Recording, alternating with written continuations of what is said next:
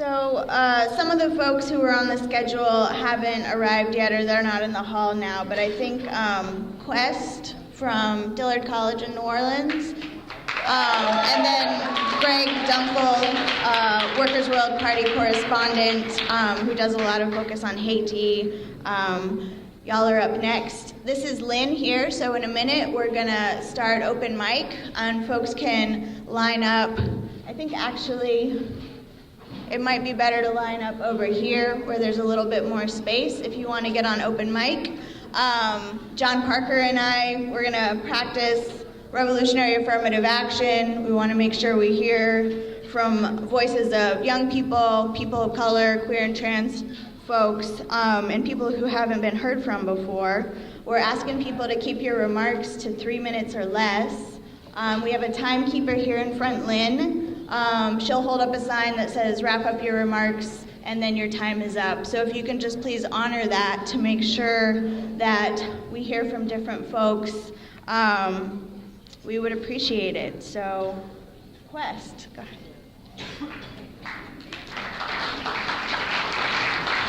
Good afternoon, brothers, sisters, comrades, and friends.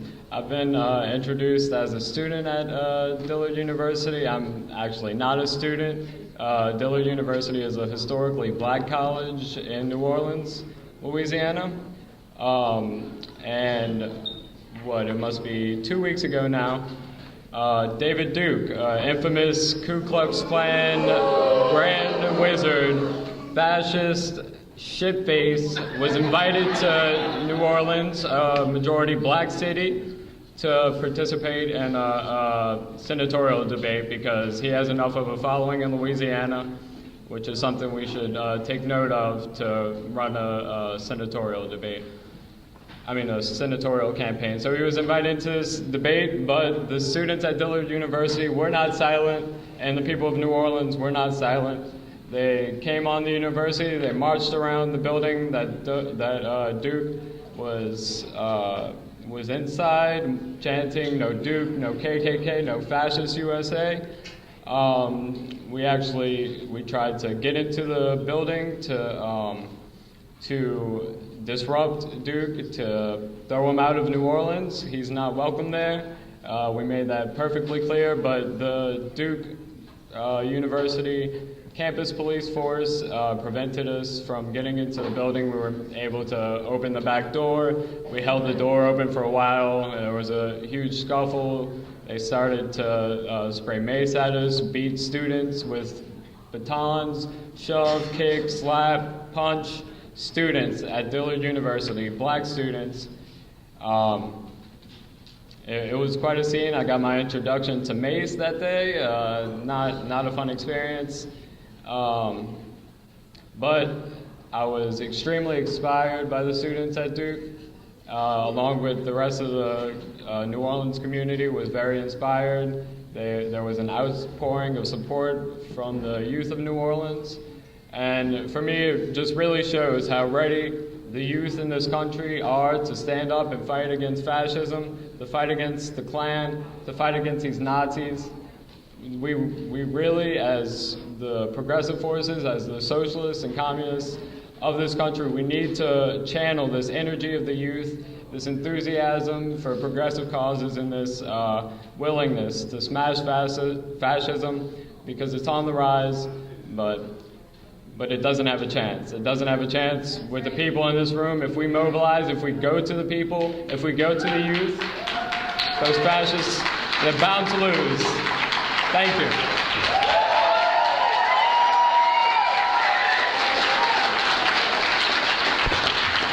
And now we'd like to bring up Susan Abuhawa, a Palestinian state, Palestine solidarity activist and a great author as well. I actually didn't know that I was going to speak today, but I'm going to try and put things in a little bit of a perspective. We have, with the election of Donald Trump, a petty billionaire, racist, misogynist, we have 4 unpredictable years ahead of us.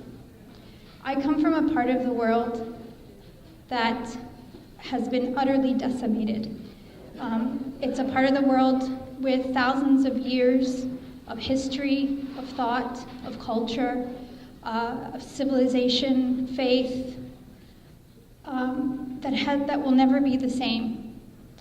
Our societies, from Iraq to Syria to Palestine to Libya, have been utterly decimated, upended, and it will be at least several generations before they can recover to any amount of normalcy, to any amount of stability, economic, political, and social stability.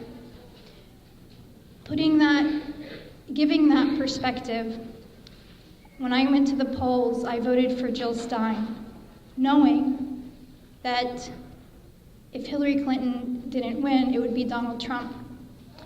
And I'm actually glad that Hillary did not win.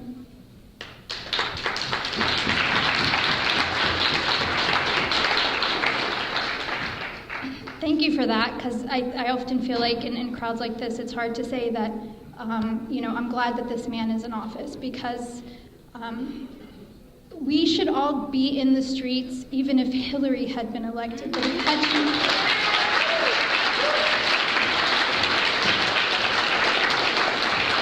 But the truth is that we wouldn't be if she had been elected, and that's what gives me hope.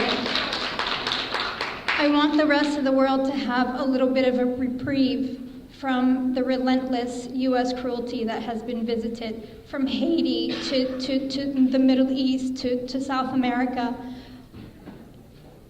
I don't know, and I don't think any of us know what Donald Trump is going to do, but I do know what we're doing. And the blatant misogyny and xenophobia and horror that he is makes it so much more galvanizing to people who have never been out in the streets. I'm just told my time is up. But I thank you for letting me speak, and just to give that perspective from a part of the world that is really suffering more than you can imagine. Thank you.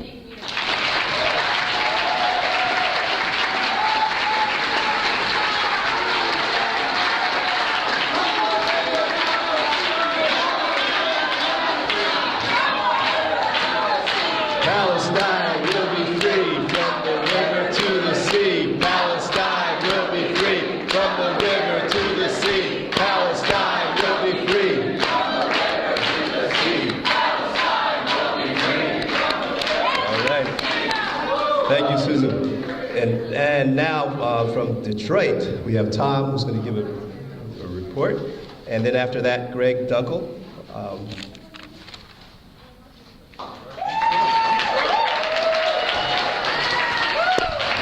Hi, everybody. It's truly a pleasure to be here. I haven't been to the last two conferences. I'm really pleased to see all the comrades that I've made over the close to 5 years, as well as all of the new faces that I've never seen before. And please give a shout out to the many Detroit comrades who came. I think we have 23, 24.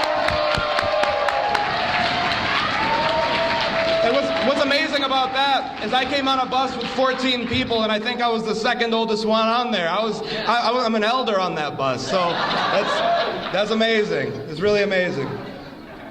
So I want to talk about Detroit and why it is ready for a revolution.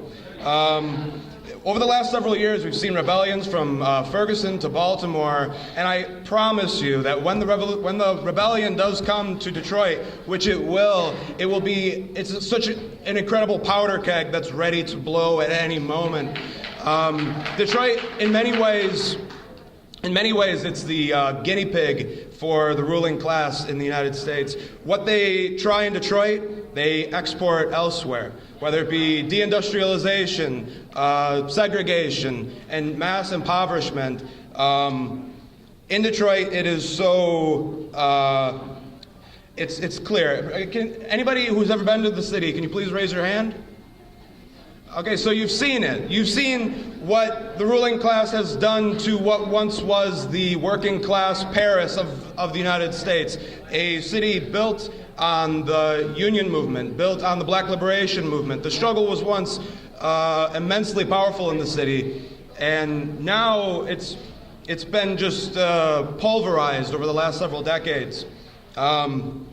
But as Mao said, where there is oppression, there is resistance. And even just the two full vans that we brought with us, is an indicator of the pendulum swinging in a positive direction towards struggle, I guess. So, I mean, like for me, I came to revolutionary politics out of my own situation. I was raised by a single mother in the city. My stepdad, he makes $11.50 in a factory, feeding 3 kids. My grandfather, my mother, who has health issues and can't work. Yeah, my time's almost up. I'm sorry, more introduction than anything else I gave. But all I want to say is that when they beat us down, we always stand up, and it is better to die on your feet than live on your knees. All right, thank you.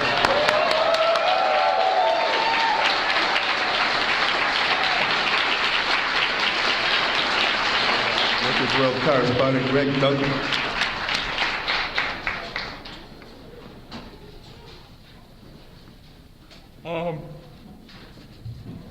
For the past 30 years or so, I've reported on what is happening in Haiti, trying to build in this country solidarity with Haiti by explaining its histories, its struggles, and the various and intricate interconnections between the United States and Haiti.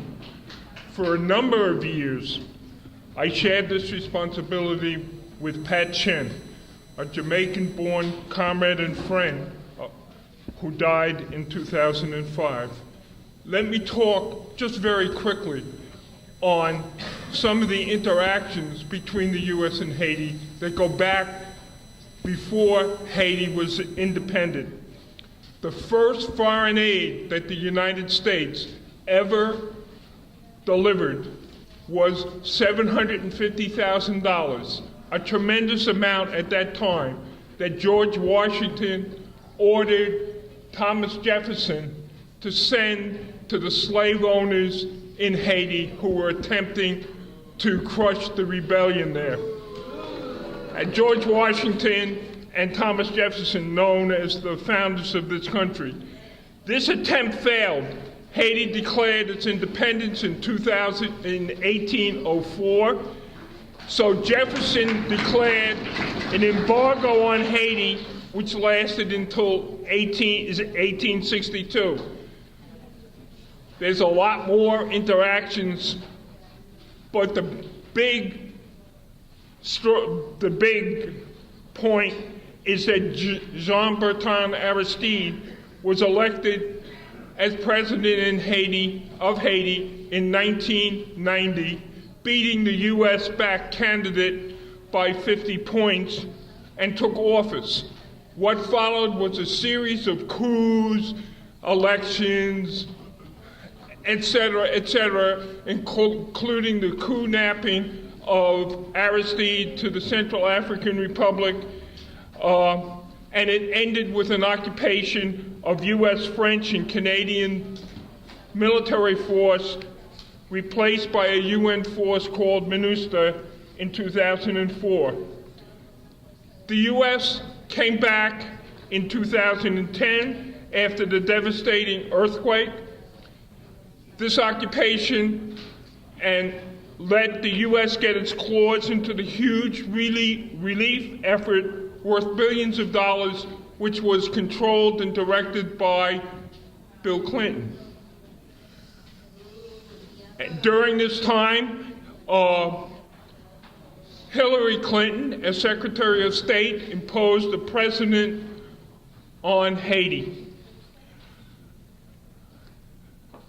After Hurricane Matthew devastated southwest Haiti in early October, the U.S. sent in a military fleet to deliver its aid. Once the aid from the U.S. was delivered, the flotilla left. There was still a lot more it could have done. More than 800,000 Haitians right now are facing famine. The president of Haiti, the interim president of Haiti, Jocelyn Prévert, saying that they could starve. Tens of thousands have had their homes destroyed. The weather is still bad. There's been terrible flooding in the north. Haiti needs our solidarity and our understanding, and I'm very glad to have the chance to explain a little bit of it to you. Thank you.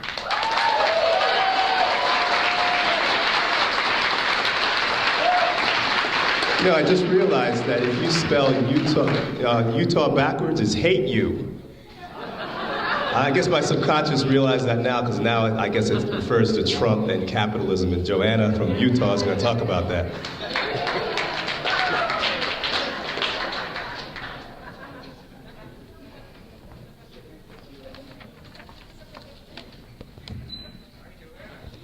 All right. Greetings from Utah. So I'm an office worker, an academic secretary at the university, and so a lot of the issues that I come face to face with in Utah come directly out of that experience of seeing who's a student, who can't be a student, there's student organizing. That's how I first got involved in politics in Utah, really was through a student revolutionary organization.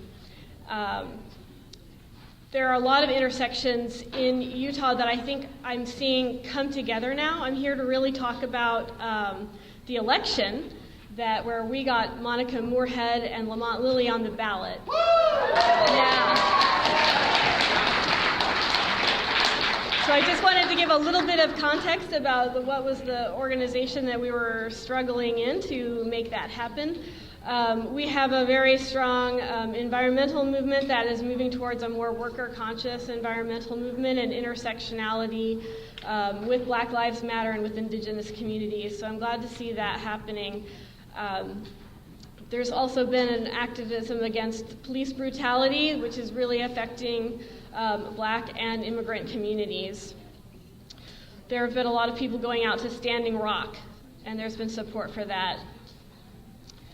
There was an uprising in our university for demanding a school of transformation is what they ended up calling it, but this was a way of really trying to consolidate ethnic studies, women's and gender studies programs and try to give them more standing, and to demand jobs for student leaders, particularly indigenous students allied with the American Indian movement were struggling to have more recognition because our symbol at the University of Utah is the Utes.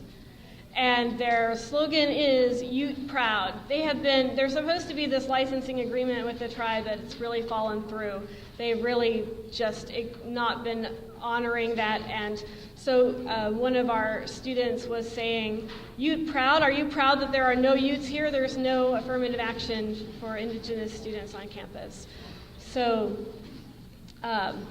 just to talk about the elections, we, as Workers' World Party, gathered. We had to gather 1,000 signatures. We ended up gathering 1,600 verified signatures. So we went to the Pride Festival and we were able to get a lot of people talking to us that way. And we really need to thank Summer Smith, who is helping to organize our branch. Wild and Woolly, who's also helping with that. Our comrades in our branch and the comrades here. We had Stephen Millies. I don't know if anyone's worked with him before. He's absolutely amazing, showing us how to be fearless and talk to people. John Parker came out with Maggie. Can someone help me with her last name, please? I'm not sure how to say it. But they came out and helped us. We had Lamont Lilly come and speak on our university campus. And Monica Moorhead addressed us by Skype, and we were able to bring in activists to come and listen to her. And we have raised a lot more attention for revolutionary issues in Utah, and there's a consolidation. I feel that there is a coming together and a lot of unity and solidarity in our area, and it's just getting better, and we're just going to be able to really consolidate against that force that we see coming against us now. Thank you.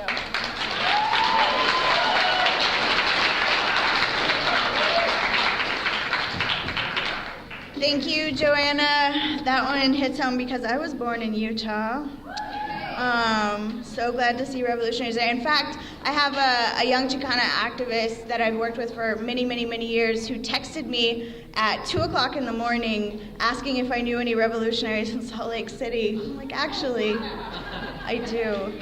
I wanted to call up Comrade Brian Pfeiffer to give a report on the petitioning in Wisconsin, and then after him, Comrade Lee from Baltimore.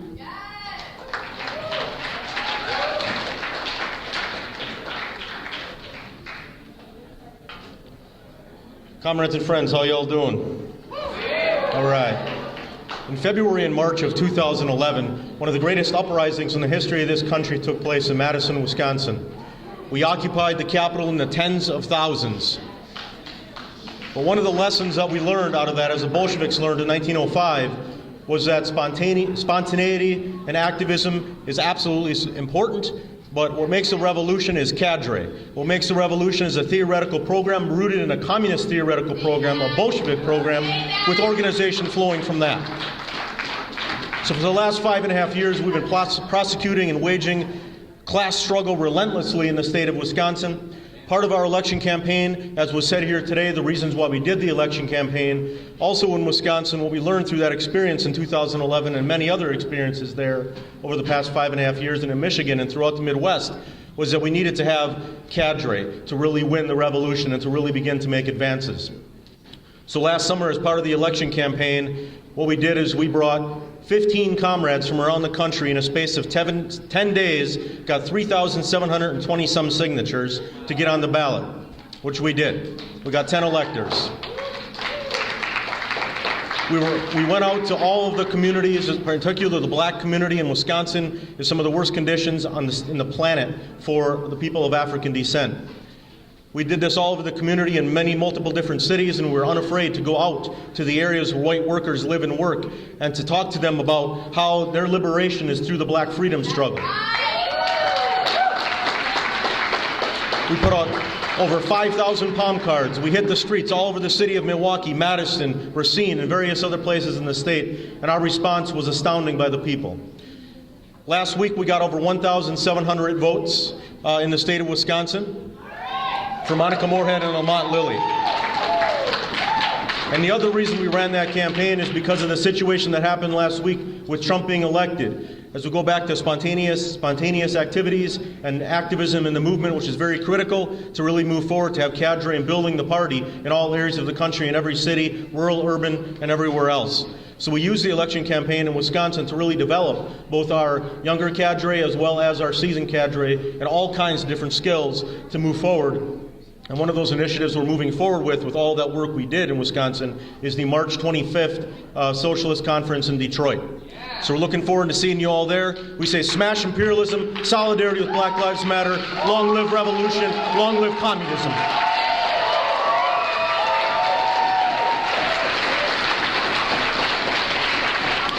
And from Baltimore, we're going to hear from Lee.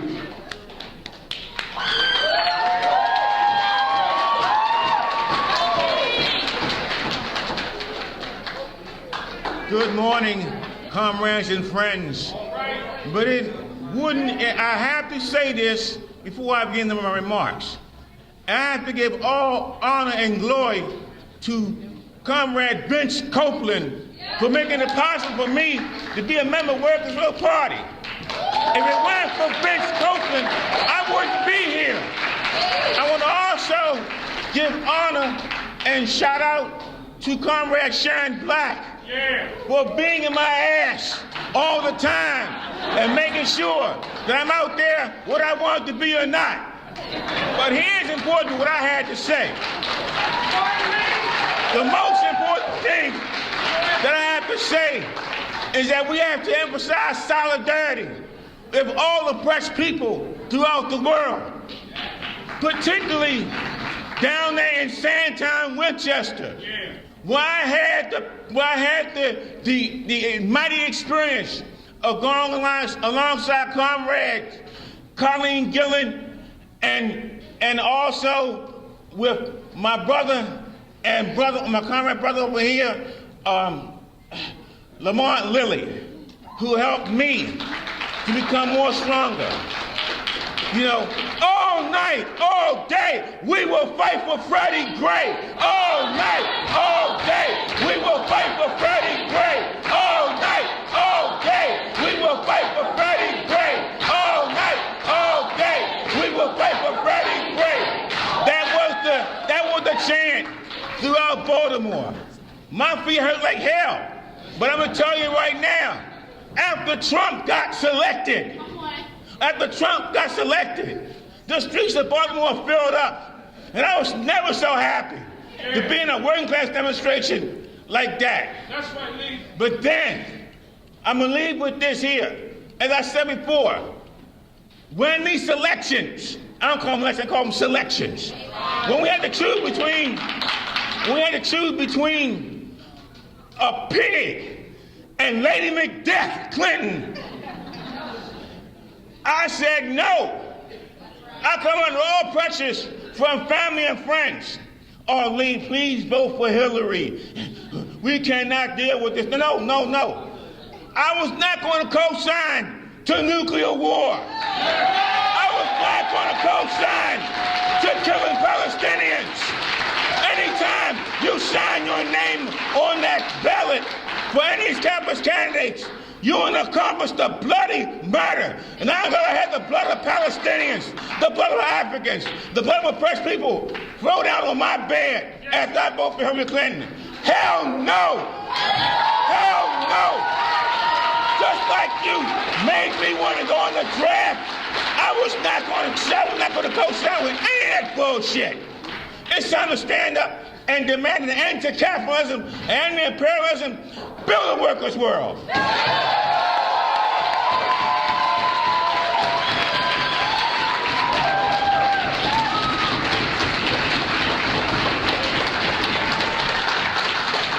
Hey, thank you, Lee. And I was supposed to mention it, but I forgot to mention. It's very important, though. If you like the fact that we had these campaigns, and we want to continue this kind of work as well, we need to help pay for the great expenses for all of those campaigns, and you can do that by going checks to Workers' World Party 2016 Campaign Committee, or by credit on campaign website.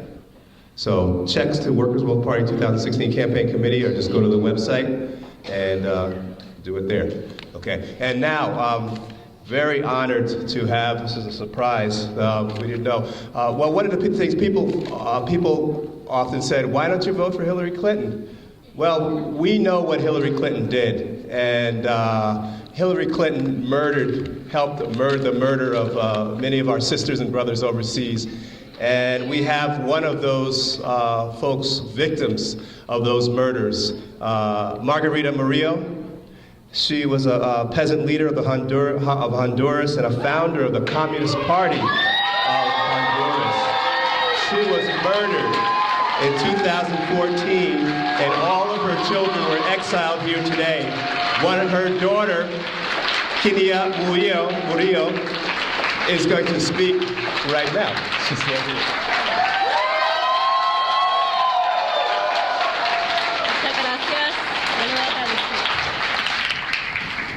Kenia is going to speak in Spanish, and I'll translate briefly for you. Muchas gracias por la oportunidad de poder estar aquí. Mi madre fue una persona revolucionaria, socialista, fundadora de partidos comunistas y socialistas en nuestro país, fundadora. Thank you for the opportunity to be here. My mother, Margarita Murillo, was a revolutionary and a founder person of the Communist and Socialist parties in Honduras.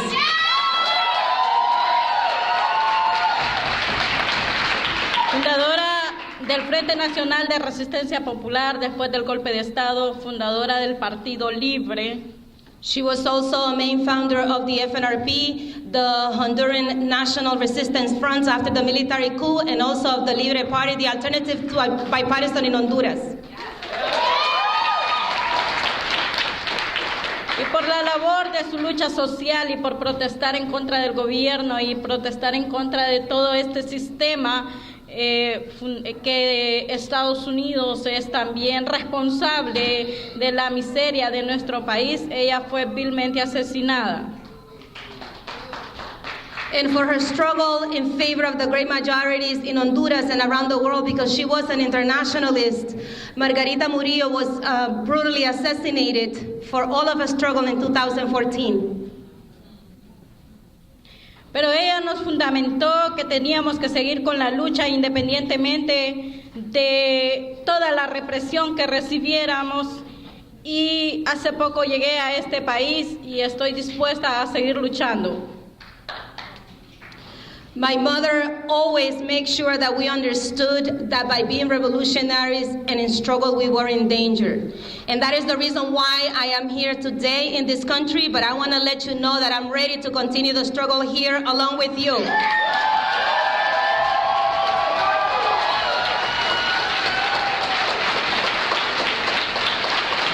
Y vamos a seguir unificando los inmigrantes para tener los mismos derechos aquí en este país, porque creemos que para la humanidad no tienen que haber fronteras. The struggle that my mother led in Honduras is the same struggle that we and her children are going to lead here, because we do believe that the struggle has no borders.